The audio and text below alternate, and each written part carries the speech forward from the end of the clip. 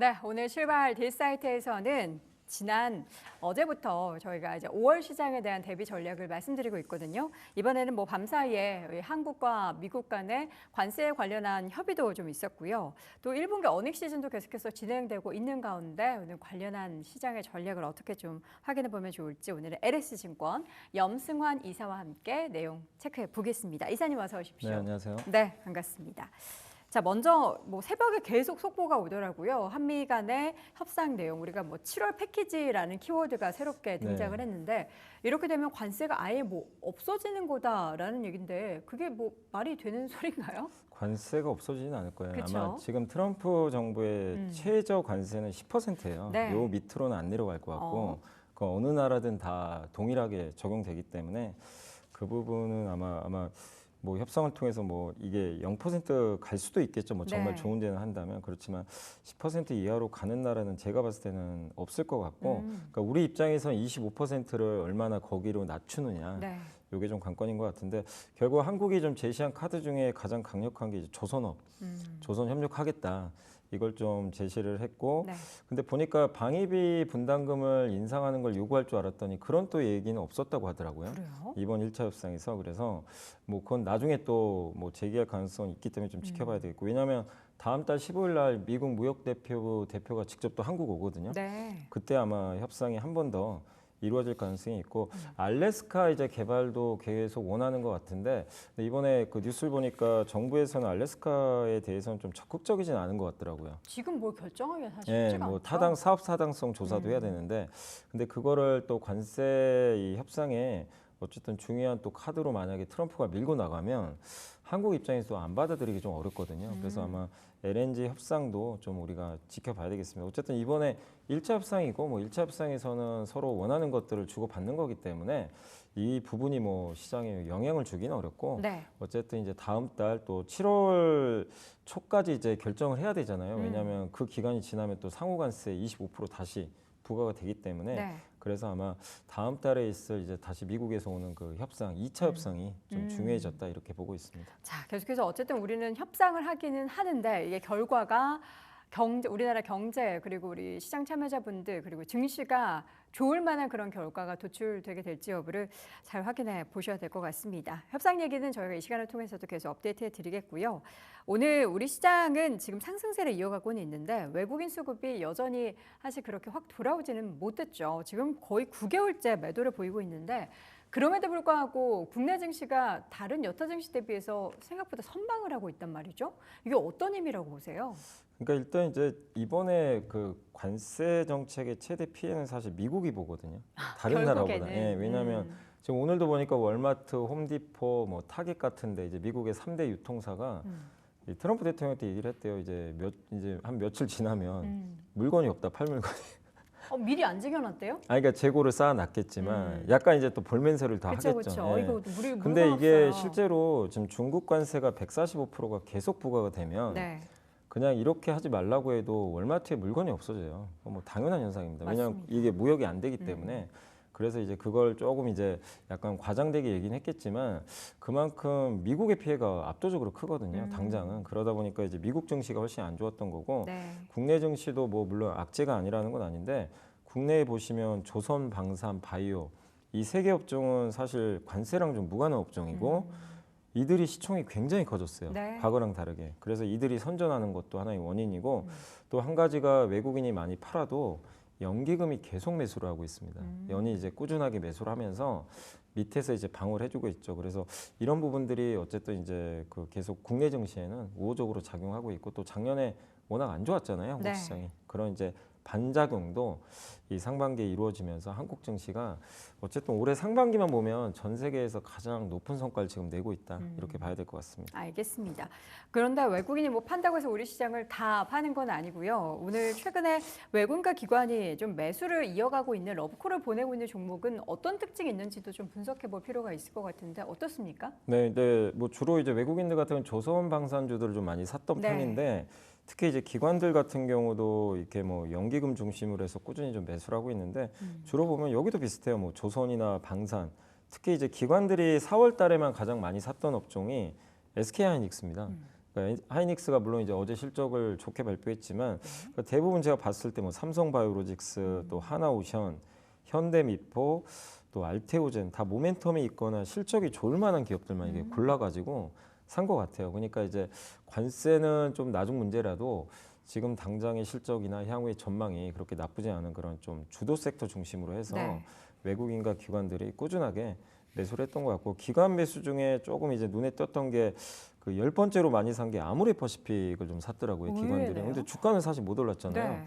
근데 아모레퍼시픽 최근에 이제 증권사 애널리스트 분석을 보면 지금 중국 쪽이 좀 좋아지고 있다고 하더라고요. 이번에 로레알 실적에서도 중국이 좀 회복되고 있다라는 그런 시그널이 나왔거든요. 네. 그러니까 결국 아모레퍼시픽도 아직도 중국 비중이 좀 일부 있기 때문에 그런 면에서 아마 실적이 앞으로 좀 개선된다는 쪽으로 보고 아모레퍼시픽을 좀 산 것 같고, 사실 그동안 인디 브랜드들만 좀 주가가 많이 올랐는데 대형 화장품 회사도 뭔가 좀 반등할 수 있지 않을까 하는 그런 좀 의미에서 아마 매수를 하지 않았나라고 생각은 하고 있습니다. 네. 자, 아모레퍼시픽 최근에는 어쨌든 저점 대비해서 조금 올라가고 있기는 한데 과연 아모레퍼시픽을 기관이 중장기적으로 바라보면서 가져가는 건지, 단기적으로 지금 많이 빠질 만큼 빠졌기 때문에 사는 건지, 이게 또 뭐 한한령 해제에 대한 기대감 때문에 다시 한 번 또 보는 건지, 그 여부는 우리가 그 후에 또 지나서 알 수 있기 때문에 어쨌든 의외로 아모레퍼시픽을 10위권에 있어서 매수를 하고 있다는 거 여러분 체크해 두시기 바랍니다. 자, 실적 시즌 얘기를 좀 풀어보도록 하겠습니다. 어제 SK하이닉스의 1분기 영업이익이 무려 전년 같은 기간 대비 150% 넘게 증가를 했습니다. 반도체 쪽에 있어서의 실적은 TSMC도 그렇고 SK하이닉스도 그렇고 1분기는 약간 쟁여두는 수요가 좀 있었기 때문에 괜찮은데, 지금은 괜찮아도 하반기 불확실성이 있다라는 이야기도 있어요. 어느 쪽으로 좀 보세요? 근데 사실 관세 영향은 기업들도 몰라요. 어떻게 될지 그쵸. 알 방법이 없어요. 여전히 모르죠. 트럼프하고 시진핑이 결정을 할 수밖에 없기 때문에 그건 누구도 알 수 없습니다. 그래서 하이닉스도 똑같은 얘기를 했죠. D램 잘 모르겠다. 그러니까 그 예측에 대해서는 좀 어렵다. 불확실성 언급했는데, 근데 그거는 좀 명확하게 또 언급하더라고요.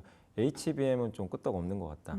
그래서 올해 2배 정도 수요 성장 얘기를 했는데 지난번에 그걸 그대로 유지를 했고요. 뭐 네. 미국의 빅테크들도 최근에 비슷한 얘기를 하고 있죠. 그래서 AI는 의심할 필요는 없는 것 같아요. 그러면 하이닉스는 AI 비중이 높은 회사거든요. 그래서 그런 면에서 제가 봤을 때는 관세 영향은 좀 하이닉스한테 저는 좀 제한적이지 않을까 이렇게 보고 있고, 또 특히 이제 낸드도 좀 중요한데, 낸드가 아직은 수요는 잘 모르겠다고 했지만 낸드가 요즘에 분위기가 좋습니다. 왜냐하면 공급이 많이 줄었어요. 네. 그러니까 공급만으로도 그냥 업황을 바꿔버리는 거죠. 그만큼 이제 영향력이 커졌기 때문에 이 낸드 쪽도 좀 기대감이 높아지고, 그래서 결국 올해 뭐 물론 이제 1분기 7.4조가 유지될지는 좀 우리가 더 두고 봐야 되겠지만, 관세 우려 때문에 지금 주가가 이 좋은 실적에도 못 가고 있는 건 맞거든요. 그래서 이미 어느 정도 선반영됐기 때문에 관세 우려가 생각보다 좀 덜하고 AI 지출이 좀 계속 이어지는 모습이 나온다면 하이닉스도 저는 결국 주가 정상화되지 않을까. 그래서 여기서는 하단은 되게 단단해졌고요. 위가 열리려면 결국 이제 미중 협상, 요게 좀 언제쯤 좀 가시화돼서 이 관세가 좀 낮아질 수 있는지, 그런 것들이 좀 이제 가시화되면 하이닉스도 본격적으로 좀 탄력적인 상승을 하지 않을까 이렇게 보고 있습니다. 그럼 반도체 쪽에서 사실 삼성전자는 잠정 실적 내용을 발표를 했고, 사실 그때도 나쁘지 않았기 때문에 네. 시장의 기대는 반도체로 몰리고 있는데, 지금 상반기보다 하반기에 반도체주의 주가는 지금 레벨보다 더 위에 있을 거라고 보시는 건가요? 저는 뭐 괜찮지 않을까 생각을 하고 있어요. 왜냐하면 상반기에 이미 지금 관세 충격을 한번 받아버렸거든요. 네네. 그리고 사실 저는 이제 좀 약간 의외인 게, 트럼프 대통령이 지난주에 뭐라고 했냐면 반도체 품목 관세 이번 주에 발표한다 그랬는데 예. 아무 얘기가 없어요. 그러니까요. 뭐 구체적으로 뭐 내용을 뭐 얘기하겠다. 어떤 얘기도 꺼내지도 않고 네. 있고, 그래서 도대체 그 얘기를 지난주에 왜 했는지 거짓말이에요. 모르겠고 그러니까. 그래서 이거를 한다는 건지 안 하는 건데, 차라리 할 거면 빨리 발표를 하든가, 그렇죠. 안 할 거면 안 하겠습니다 하고 언급을 해주면 좋은데, 이게 왜냐하면 자꾸 불확실성만 쌓이게 맞아요. 되거든요. 그래서 반도체 좀 최대 악재는 도대체 진짜 미국이 품목 관세를 할 건지 말 건지, 이걸 좀 명확하게 해줘야 될 것 같아요. 근데 일단 상반기에 그런 것들이 좀 어느 정도 반영은 돼서 주가 부진했기 때문에 저는 하반기는 좀 괜찮을 것 같고, 특히 오늘도 제가 이제 어제도 그렇고 오늘 아까 뭐 구글의 실적 발표도 있었고 어제 뭐 버티브라든가 지버너바라든가 이런 회사들의 CEO들의 멘트를 다 봤거든요. 네.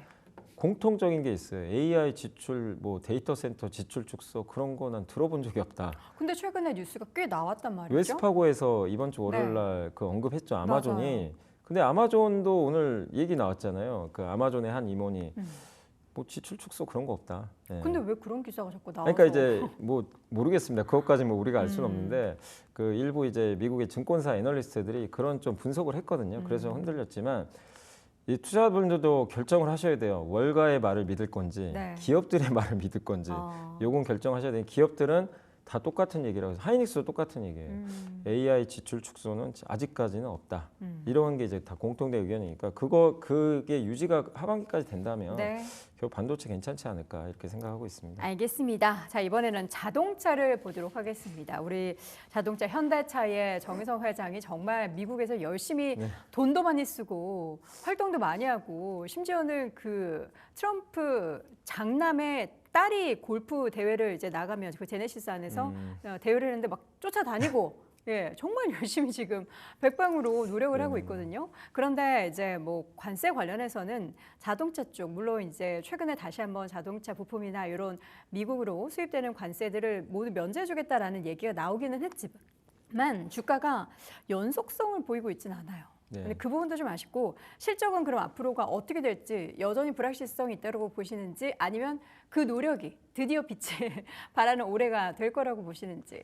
그 현대차도 이미 관세 영향을 안 받은 건 아니죠. 주가가 확 빠져버렸으니까. 관세뿐만 아니라 아니 실적이 네. 그렇게 좋은데도 주가는 근데 계속 이제 내려갔어요. 저도 좀 답답해요. 매번 그냥 나오면 픽하고. 아니 그리고 밸류업도 그렇게 열심히 네, 하는데. 그러니까 참 그게 좀 아마 뭐 정의도 회장님이 더 답답하시지 않을까 이렇게 네. 생각하는데, 근데 이제 자동차는 품목 관세가 벌써 25% 붙어버렸기 때문에 이거를 뭐 지금 트럼프가 물린다면 또 모르겠지만 그럴 네. 가능성은 아직은 좀 높아 보이진 않고 자동차 부품만 아마 관세가 면제될 가능성이 높은데, 그래도 어쨌든 관세 25%이 부분은 뭐 이미 선반영은 됐다 이렇게 보시면 되겠고, 다만 이제 시장이 이런 좋은 실적을 신뢰를 전혀 안 합니다. 왜냐하면 이거 아직 관세부가 전에 미리 선구매한 거 아니냐.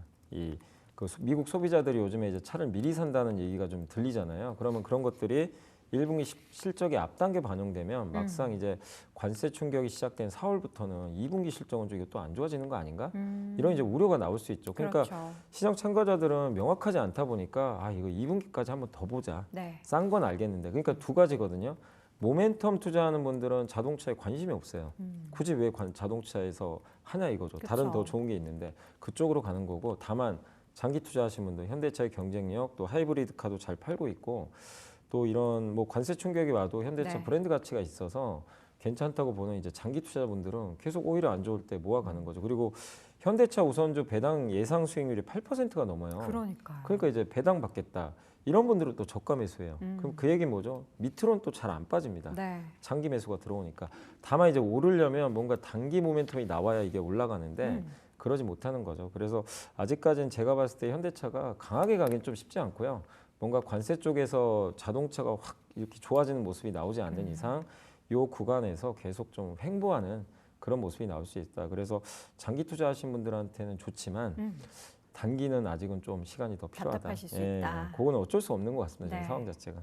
장기적으로 이제 현대차를 모아가는 분들은 지금 뭐 워낙에 싼 가격이기 때문에 기회로 삼아보실 수 있겠지만, 단기적으로 볼 때는 이거 사두고 못 올라서 다른 종목들 막 조선주오는 7% 오르고 막 난리 나는데 현대차 보면은 답답한 이제 고구마 먹고 있는, 사면계라는 물 없이 먹고 있는 그런 느낌이 드실 겁니다. 여러분들의 투자 그 성향과 방법에 따라서 현대차에 대한 전략 세워보시면 좋겠습니다. 금융지주사 실적 얘기도 하죠. 최근에 저는 금융지주사 실적 또 그렇지만 주가 반등하는 거 보고 깜짝 놀랐어요. 특히 요즘에 이제 작년에 은행이 좋았는데 네. 올해는 또 이제 증권사들도 상당히 좀 좋은 이제 움직임이 나오는데, 네. 둘 다 공통적으로 지금 돈을 잘 벌고 있고요. 실적 안정성도 높아지고 있고, 거기에 또 공통점이 하나 있죠. 배당을 또 많이 줍니다.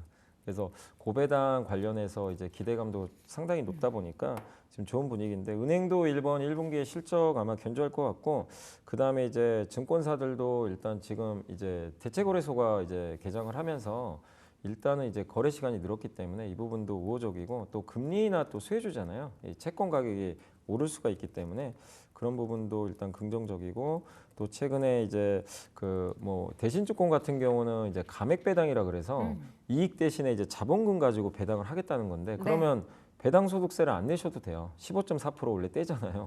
그런 이제 배당이 아니라 세금 없는 배당입니다. 그걸 이제 감액 배당이라고 네네. 하는데, 대신증권이 최근에 그걸 또 공시를 했거든요. 그럼 이제 그거 받으신 분들은 세금이 전혀 안 나간 상태로 받을 수가 있기 때문에 그런 부분들도 이제 배당주에 대한 관심을 더 불러일으키는 것 같아요. 그래서 지금 그런 이제 고배당 매력까지 겹치면서 일단 올해 뭐 증권업종 전반적으로 좋지 않을까. 또 거기에 관세 피해가 없는 업종이잖아요. 사실은 내수 네. 업종이니까. 그런 것도 매력이 좀 있는 것 같습니다. 알겠습니다. 자, 마지막으로 이제 5월이 곧 머지 않았습니다. 5월 같은 경우에는 이제 초에 휴일도 많고 이제 6월을 대선을 앞둔 그 한 달일 텐데 5월에 투자 전략 어떻게 좀 세워볼까요? 일단 트럼프 정책이 아직은 불확실한 건 맞는데 그래도 이제 강도가 많이 약해졌고 이제 시장 반응을 보니까 트럼프가 뭔 얘기를 해도 이제 별로 그렇게 영향을 많이는 아직 못 주고 내일 있어요. 또 달라질 수 네, 있어서. 그렇지만 이제 또 최근에 중국도 아직 협상 안 한다고 하지만 네. 아마 물밑에서 지금 협상하고 있는 것 같아요. 그래서 아마 미중 정상회담도 어느 시점에서 나올 수도 있기 때문에 결국 전화 통화라도 한번 하겠죠. 그래서 그게 5월까지는 좀 이어질 것 같아요. 그래서 일단은 한 뭐 이게 기간이 언제까지 될지 모르지만 네. 당분간은 이제 조금 이제 관세 전쟁 우려가 완화되면서 뭐 미국도 그렇고 한국도 좀 편안한 그런 장세가 좀 당분간 이어질 가능성이 높다. 그래서 여러분들이 좀 당분간은 좀 그 뭐 너무 시장에 또 몰입하실 필요는 없고 관세냐 이런 거보다도 결국 계속 기업과 업종에 집중하시고 지금도 보면 조선이나 우리나라 뭐 관세만 생각하면 주식주에 하면 안 되잖아요. 사실은 네. 관세 생각하면 걱정만 되니까. 근데 이 와중에도 실적이 이렇게 잘 나오고 조선주 같은 경우 연일 막 급등하거든요. 그 얘기 뭐냐면 관세를 이겨낼 기업들은 여전히 찾아보시면 또 많이 있다고 생각하거든요. 그러니까 관세를 이겨냈는데 주가 못 오른 게 또 뭐가 있을까? 뭐가 있죠? 이런 것들을 한번 아까 뭐 제가 봤을 때 물론 주가가 아예 안 오른 건 없어요. 네. 근데 이제 상대적으로 좀 저평가된 건 제가 봤을 때 아까 증권주도 괜찮고 건설업종도 상대적으로 요새 소유. 건설 얘기 많이 예. 나와요. 근데 건설도 관세랑 무관하잖아요. 근데 그쵸. 올해 뭐 주택 경기도 좀 나아질 것 같고 정부 이제 인프라 투자 얘기도 나오니까 네. 그리고 또 한 가지가 이제 바이오 쪽도 바이오. 물론 다 올라간 것도 있지만 못 오른 기업들 중에서 찾아보시면 관세 영향 없는데 좀 나아질 바이오 회사들도 찾아보시면 있고 또 한 가지가 종합상사 같은 거. 좀 상사주. 예, 무역이 좀 약간 줄 수 있지만 종합상사는 또 그런 장점이 있어요. 이 공급망이 끊어지면 그걸 메꿔주는 게 종합상사가 하는 일이거든요. 네. 오히려 트럼프 시대에 수혜를 받을 수 있고 워런 버핏이 왜 일본 종합상사 샀을까? 거기에 전 정답이 있다고 생각하거든요. 네. 근데 상사주는 생각보다 또 주가 못 올랐거든요. 그러니까 그런 것들도 한번 찾아보시면 기회는 저는 굉장히 많다 이렇게 보고 있습니다. 알겠습니다. 여전히 기회는 있다라는 겁니다. 그 기회 안에서 여러분들이 테마성으로 변동성이 큰 그런 시장 안에서도 꾸준히 모아갈 수 있는 그러니까 기업의 펀더멘탈이 받쳐주는 가운데 이슈가 계속 만들어지는 섹터로 집중하는 투자 5월에도 이어가시기 바랍니다. 자, 오늘 이 시간 LS증권 염승환 이사와 함께했습니다. 고맙습니다. 감사합니다.